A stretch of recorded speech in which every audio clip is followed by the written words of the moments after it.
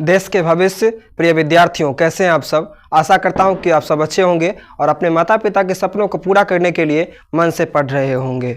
आज मैं आपके बीच पाटलिपुत्र वैभवम पाठ के से जो महत्वपूर्ण प्रश्न हैं उन प्रश्नों को मैं आपके बीच लेकर के आया हुआ हूं और उन प्रश्नों से जो सटीक उत्तर होंगे वो मैं आपको देने की कोशिश करूंगा, ताकि परीक्षा भवन में भी बैठे रहें तो उस वक्त में भी आप उन प्रश्नों के उत्तर को न भूलें। हमें कुछ इस तरीके से पढ़ना है ताकि जब हम परीक्षा हॉल में जाएं तो उस वक्त में हमें कुछ एक क्वेश्चनों का उत्तर जो हो सो पूर्णतः पता हो ही, क्योंकि यदि हम परीक्षा में यदि प्रश्नों को छोड़ करके आते हैं तो इससे हमारा ही नुकसान होता है।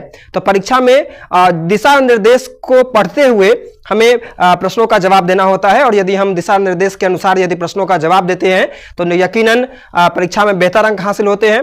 और परीक्षा में देखिए, रटा हुआ चीज आपको परीक्षा में याद रहे या फिर न रहे, मगर समझा हुआ चीज हमेशा के लिए याद रहता है।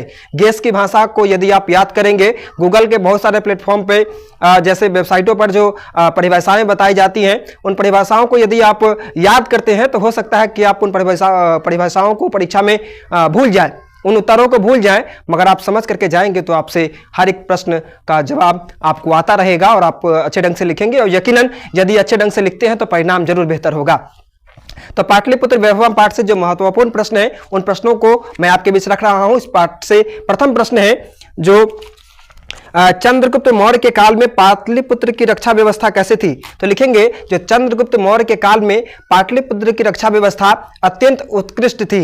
इस बात की जानकारी यूनान के जो राजदूत थे, क्या कहते हैं, मेगास्थनीज जो थे, तो उन्होंने अपने संस्मरण में भी इस बात का उल्लेख किया कि चंद्रगुप्त मौर्य के काल में पाटलिपुत्र की रक्षा व्यवस्था जो थी सो अत्यंत उत्कृष्ट थी, है ना।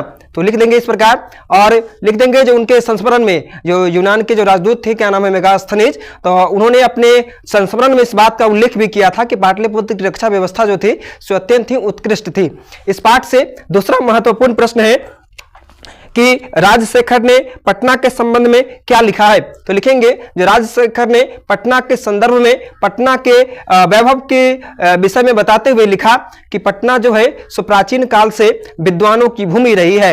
यहाँ पर कई ऐसे संस्कृत के विद्वान हुए जिन्होंने संस्कृत को लोगों के बीच अलग ढंग से प्रस्तुत किया। यहाँ पर संस्कृत के महान विद्वान पाणिनि, पतंजलि, है ना, पिंगल, इन लोगों की परीक्षाएं भी ली गई। तो प्राचीन काल से ही पाटलिपुत्र जो रहा है, पटना जो रहा है, वो इतिहास का एक गौरवपूर्ण केंद्र रहा है, शिक्षा की भूमि रही है। इस बात का उल्लेख राजशेखर ने लिखा भी है अपने काव्य मीमांसा, उनकी जो रचना जो है सो काव्य मीमांसा में उन्होंने इस बात का उल्लेख किया कि प्राचीन काल से ही पाटलिपुत्र शिक्षा का एक अनमोल केंद्र रहा है और यहाँ पर कई ऐसे संस्कृत के विद्वान हुए जिन्होंने संस्कृत साहित्य में, संस्कृत की विभिन्न विधाओं में उन्होंने अपने परचम को लहराया और उन्होंने कई श्लोकों की रचना की, कई विभिन्न प्रकार से संस्कृतों को आगे बढ़ाने का, लोगों के बीच एक अलग तरीके से प्रस्तुत करने का उन्होंने प्रयास किया। तो इस प्रकार लिख देंगे जो राजशेखर ने पटना के संदर्भ में क्या कहा। विभिन्न विद्वानों ने पटना के संदर्भ में अलग अलग विचार प्रस्तुत किए हुए हैं, है ना।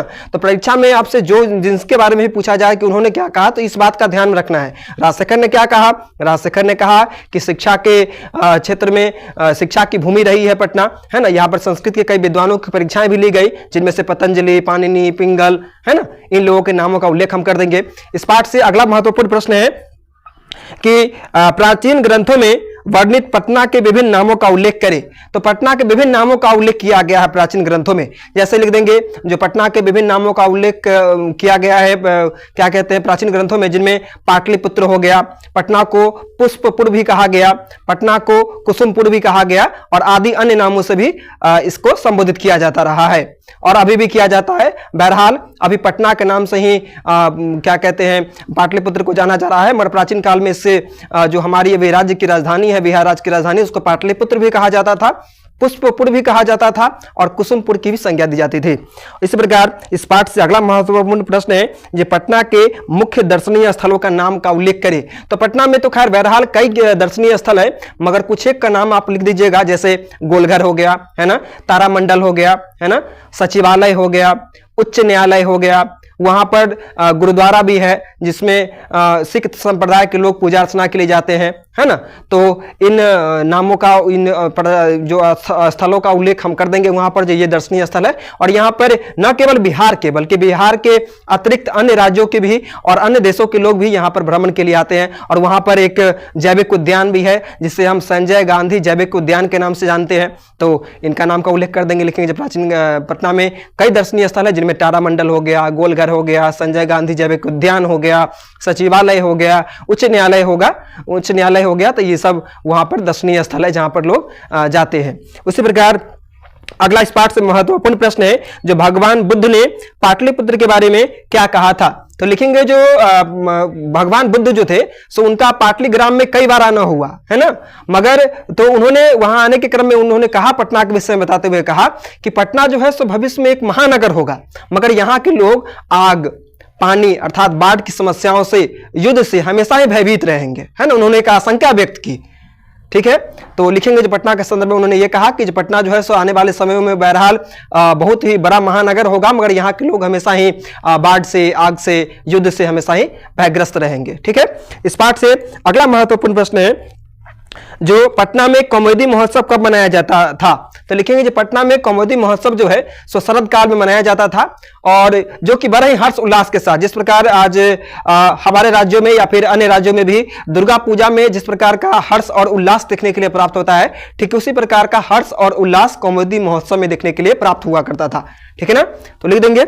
इसी प्रकार अगला प्रश्न है, जो दामोदर गुप्त ने पटना के संदर्भ में क्या लिखा। जिस प्रकार राजशेखर ने लिखा तो उन्होंने अपना अलग विचार प्रस्तुत किया, और दामोदर गुप्त ने क्या लिखा उसके बारे में अब हमें लिखना है। तो लिखेंगे दामोदर गुप्त ने पटना के विषय में बताते हुए कहा कि पटना जो है वो क्या है, जो पटना पृथ्वी पर जितने भी नगर है उन सभी नगरों में पटना जो है सो श्रेष्ठ नगर है, और यहां पर की भूमि को उन्होंने इंद्र की भरी पूरी नगरी से तुलना की है। यहां पर की पटना जो स्थान है, पटना जो नगर जो है, उस नगर की तुलना उन्होंने इंद्र की भरी पूरी नगरी से की है ना। उन्होंने पटना को स्वर्ग के समान माना था, है ना। तो उन्होंने ये लिखा, लिखेंगे जब पटना के संदर्भ में दामोदर गुप्त बताते हैं कि पृथ्वी पर जितने भी नगर है उन सभी नगरों में पटना जो था सो क्या है, श्रेष्ठ था, है ना। उन्होंने उस वक्त में, जिस वक्त में उन्होंने इस बात को उल्लेख किया, तो पटना के संदर्भ में बताते हुए उन्होंने इस बात का उल्लेख किया, जो पटना जो है सो क्या था, तो जितने भी प्राचीन इस यहाँ पर जो जितने भी नगर है उन सभी नगरों में वो क्या था, श्रेष्ठ नगर था, है ना।